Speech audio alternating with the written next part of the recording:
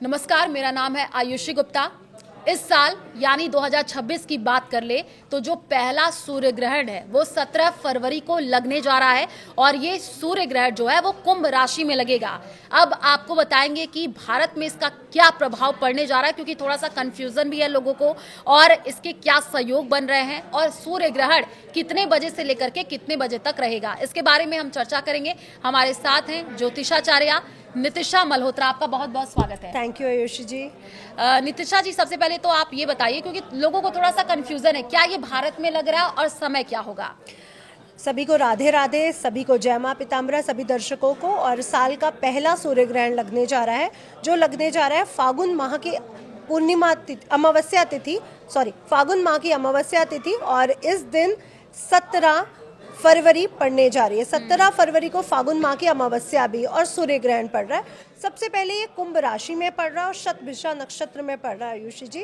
और यहाँ पर सूर्य राहु के साथ होंगे, और यहाँ पर सिर्फ सूर्य राहु नहीं होंगे, उनके साथ बुध और शुक्र भी होंगे, यानी चतुर्ग्रही राजयोग भी बनेगा। अब ये सूर्य ग्रहण चूंकि सबसे पहले भारतवर्ष में देखा जाएगा या नहीं, तो जो सूर्य ग्रहण की जो अवधि है वो 3:26 से स्टार्ट होकर के 7:57 तक रहने वाली है। शाम का समय रात्रिकालीन होने के कारण भारत के अक्षांश में ये देखने को नहीं मिलेगा, इसलिए भारत में ये देखा नहीं जाएगा। अगर भारत में ये देखा नहीं जाएगा तो भारत काल में इसका सूतक भी मान्य नहीं होगा। और ये जो सूर्याकार है ये वलयाकार सूर्य ग्रहण है। जब सूर्य पृथ्वी के बीच चंद्रमा आ जाता है और चंद्रमा की छाया सूर्य को ढक देती है, तो कॉर्नर में रिंग की आकृति की एक परिकल्पना दिखाई पड़ती है, जिसे फायर ऑफ रिंग कहा जाता है, वलयाकार सूर्य ग्रहण। और ये अंटार्कटिका में, ऐसी जगहों पे जहाँ पे बहुत ठंडे एरियाज है, दक्षिणी गोलार्ध में, अर्जेंटीना में, दक्षिण अफ्रीका में देखने को मिलेगा। बिल्कुल, क्योंकि लेकिन थोड़ा सा भारत में भी लोग क्या है, बीच बचाव करने की कोशिश करते हैं कि भाई कहीं उनके ऊपर ऐसी कोई दोष ना हो जाए। अमूमन ये भ्रम लोगों में रहता है। जरा सा पूजा पाठ को लेकर के भी बता दीजिएगा नितिशा जी, क्या पूजा पाठ करें ना करें और थोड़ा सा क्या सावधानी बरते? ये बहुत ही अच्छा क्वेश्चन है आयुषी जी, क्योंकि सूर्य ग्रहण पड़ रहा है तो कोई भी यूनिवर्स में, गैलेक्सी में कोई भी घटना घटित हो रही है तो उसका मानव जीवन पर, देश पर, विदेश पर, हर स्थिति पर उसका अपना असर पड़ता है। तो हम पर भी उसका असर पड़ेगा, भले ही वो भारत में देखने को ना मिले। तो जो गर्भवती महिलाएं हैं उनको थोड़ा सा ध्यान रखना होगा। इस समय आप भले ही हमारे को सूतक काल नहीं है, लेकिन जो ग्रहण का जो समय है, जो 3:30 बजे से 7:57 यानी 8 बजे तक का जो समय, कृपया इस समय पूजा पाठ ना करें, मंदिरों में कोई भी मूर्ति को हाथ ना लगाएं, किसी भी धार्मिक पुस्तक को हाथ ना लगाएं। इन बातों का तो आप ध्यान रखें, और साथ ही साथ भोजन इस समय ना करें तो बहुत अच्छा है। और वैसे भी आयुषी जी, जिनकी कुंडली में सूर्य ग्रहण है, जिनकी कुंडली में सूर्य की स्थिति सही नहीं है, उनकी कुंडली पर तो इसका असर पड़ेगा, क्योंकि आकाश मंडल में तो कोई ग्रह को ग्रहण लग रहा है, कोई स्थिति ऐसी बन रही है जो ग्रह के अनुकूल नहीं है, तो उसका असर मानव जीवन पर पड़ता ही पड़ता है। इसीलिए हर ग्रहण के बाद दान, मंत्र, जाप, हवन के लिए हमारे शास्त्रों में मेंशन किया गया है। तो भारत में ये भले ही देखने को ना मिले, लेकिन भोजन इत्यादि से आप परहेज करें। जो भी आपके घर में भोजन बना हुआ है, कृपया उसे 3 बजे से पहले समाप्त कर दें, और 8 बजे के बाद विशेषकर आप स्वच्छ भोजन बनाएं। गर्भवती स्त्रियां बहुत ध्यान रखें अपनी हेल्थ का, सीधी बैठे, कोई भी ऐसे कार्य ना करें जो उनकी माता के द्वारा या सासू माँ के द्वारा मना किया जाता है। नुकीली वस्तुओं का इस्तेमाल करना, टाइट कपड़ों को पहनना या कुछ भोजन करना। छोटे बच्चे, गर्भवती महिलाओं को और बुजुर्गों को कह दूंगी कि हाँ, वो तरल पदार्थ ले सकते हैं, लेकिन सॉलिड फूड इस समय लेने से बचे। और अगर जो लोग जवान हैं वो लोग तो बिल्कुल ना लें, उनके लिए बेहद अच्छा है। तो आप अपना लंच लगभग 2 बजे तक समाप्त कर लें तो आप सबके लिए बहुत अच्छा रहेगा। बिल्कुल, ये आपने बहुत अच्छी बात बताई है, क्योंकि हम लगातार देखते रहते हैं कि 2025 में हमने देखा था कि जब सूर्य ग्रहण लगा था तो उस वक्त क्या हालात बन गए थे। पूजा पाठ को लेकर के भी लोग सावधानी बरतते हुए नजर आ रहे थे। हालांकि ये 2026 का पहला सूर्य ग्रहण है। फागुन अमावस्या और ग्रहण का भी सहयोग बन रहा है, इसको लेकर के स्पष्ट कीजिएगा। जी, फागुन अमावस्या और सूर्य ग्रहण, देखिए पहली बात तो मैं आपके चैनल से ये प्रेडिक्शन करना चाहूँगी, जब भी ग्रहण लगते हैं वो अच्छे नहीं होते हैं। हाँ। तो ये ग्रहण जो 17 फरवरी को फागुन अमावस्या को लग रहा है, इसके बाद फागुन पूर्णमासी को भी चंद्र ग्रहण लगने जा रहा है। इसके बाद ग्रहण लगेगा अगस्त और सितंबर में। तो ये जो समय है ये प्राकृतिक प्रकोप के लिए अच्छा नहीं है आयुषी जी।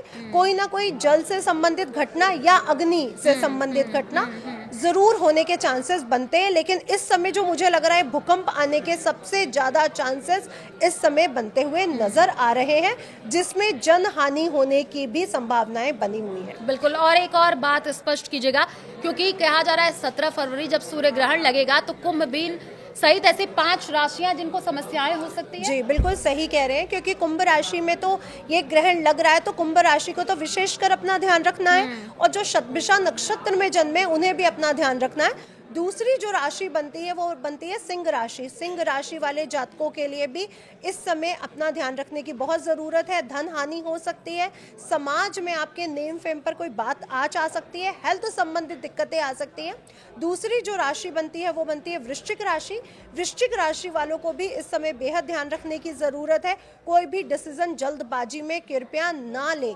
तीसरी राशि है मिथुन राशि, और मिथुन राशि को भी यही कहूँगी, इस समय कोई भी डिसीजन ना ले, कहीं पर पैसा जल्दबाजी में ना लगाएं। ऐसा ना हो कहीं व्यापार में पैसा लगा दिया या कहीं गोल्ड या शेयर मार्केट में इन्वेस्ट कर दिया, ये कृपया अभी करने से बचें। और चौथी जो राशि बनती है वो बनती है कर्क राशि। कर्क राशि वालों को कुछ मानसिक उलझनों का सामना इस समय करना पड़ सकता है, और पेट संबंधी दिक्कतें भी इन्हें बहुत प्रभावित कर सकती है। धन हानि होने की संभावनाएं बहुत बन रही हैं। तो आप 5 राशि वालों को बेहद ध्यान रखना है कि ये जो सूर्य ग्रहण है ये स्थितियां आपके लिए अच्छी नहीं है, तो सोच समझकर विवेकपूर्ण स्थिति में डिसीजन लें। अच्छा, इसको जरा महाशिवरात्रि से भी जोड़ करके देखा जा रहा है, क्योंकि 15 तारीख को महाशिवरात्रि है और 17 तारीख को ये सूर्य ग्रहण लग रहा है, तो क्या इसका भी कोई कनेक्शन है? क्या भ्रांतियां फैल रही हैं बहुत सारी? देखिए, फागुन माह की अमावस्या के एक दिन पहले चतुर्दशी तिथि पर ही महाशिवरात्रि मनाई जाती है, और इस बार जो अमावस्या पड़ रही है, जिस दिन ग्रहण लग रहा है, वो भौमवती अमावस्या है, जो बहुत स्पेशल है। भौमवती अमावस्या बहुत ज्यादा स्पेशल होने के कारण इसीलिए भूकंप, क्योंकि मंगल जो है वो पृथ्वी पुत्र है, भूकंप आना या कुछ ऐसी आग से जनित घटना होने की संभावनाएं बनती है। इसलिए मैं कहूंगी शिवरात्रि एक दिन पहले है, शिव जी का पूजन करें और शिव जी को प्रसन्न करें। जो अभी आपकी मानसिक उलझने हैं वो दूर होंगी, क्योंकि ये दिन है महाशिवरात्रि का।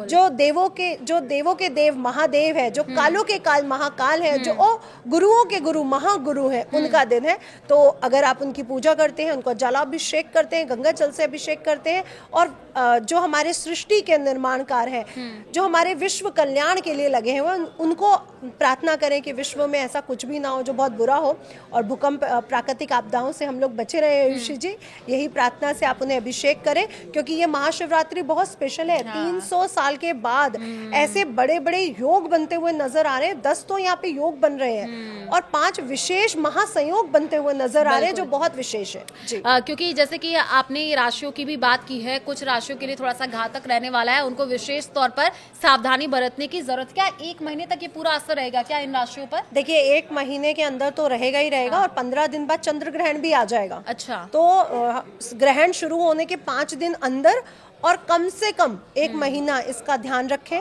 क्योंकि ये महाप्रलय इसी समय आने के चांसेस, महाप्रलय नहीं कहूंगी, ये वर्ड गलत हो जाएगा, भूकंप या कोई ऐसी आगजनी की स्थिति इसी समय होने के चांसेस बनते हैं जी। क्योंकि लगातार हम सूर्य ग्रहण की बात भी कर रहे हैं, और आपने बताया भी क्या करे क्या ना करे, लेकिन सूर्य ग्रहण जब खत्म हो रहा है, जैसे कि आप बता रहे भारत में इसका असर नहीं, लेकिन उसके बाद भी गंगा जल से छिड़काव करे, क्या सावधानी शुद्धिकरण का तो आयुषी जी, शुद्धिकरण का तो आयुषी जी सबको ध्यान रखना पड़ेगा, क्योंकि ग्रहण पड़ा है तो आपको शुद्धिकरण का विशेष ध्यान रखना पड़ेगा। यानी 8 बजे के बाद अपने घर का शुद्धिकरण करें, खुद भी स्नान करें, वस्त्र इत्यादि चेंज करें, और जो फ्रेश भोजन है वो बनाएं, और अपने प्रभु को भोग लगाने के बाद खुद ग्रहण करें, और इसी समय ही आप सीधा दान यानी अपने घर से अनाज और वस्त्र निकालें।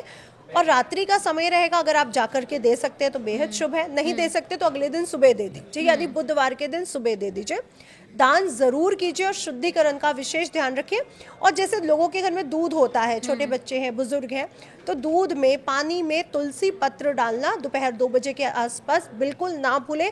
इस बात का भी विशेष ध्यान रखें। अच्छा, सूर्य ग्रहण क्योंकि शाम का वक्त बताया जा रहा है और वही 5 से 7-8 बजे के बीच लोगों के घर में रात का डिनर यानी कि खाना भी बनता है, तो यानी कि इस समय वो खाना ना बनाए, हाँ, जो डिनर है वो रात को 8 बजे के बाद बनेगा, थोड़ा लेट हो जाएगा उस दिन, लेकिन कृपया इसे 8 बजे के बाद ही बनाएं, उससे पहले ना बनाएं।